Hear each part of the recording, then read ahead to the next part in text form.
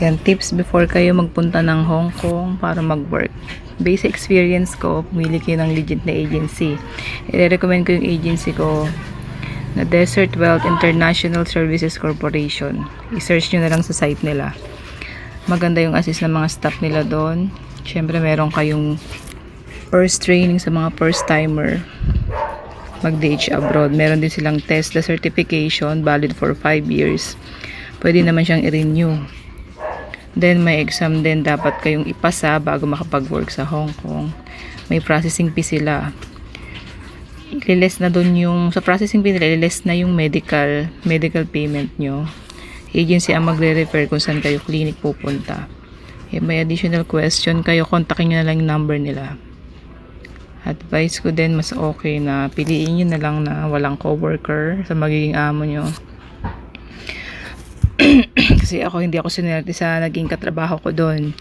Sa tingin ko, bihira lang magkaroon ng mabait na ka-work sa same na amo. Kadalasan kasi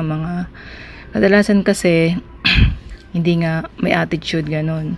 Kasi sa mga tinatanong kong matagal na rin na DH sa Hong Kong, ayun ang nagiging problema nila, yung kasama nila sa trabaho.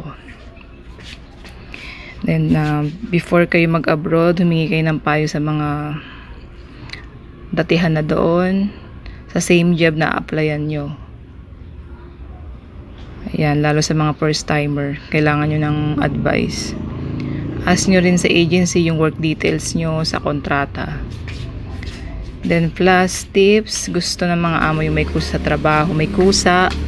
Gawin nyo yung maliit na bagay kahit hindi kayo sabihan, like magtanong kung ano pang need nila sa market, magpupunta kayo sa market.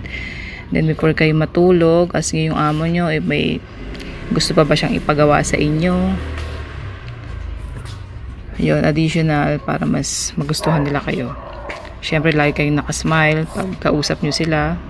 Dapat eye to eye contact kayo. Gusto nila yung ganun para alam nila na nakapokus kayo sa kanila, sincere kayo pag kinakausap nila kayo.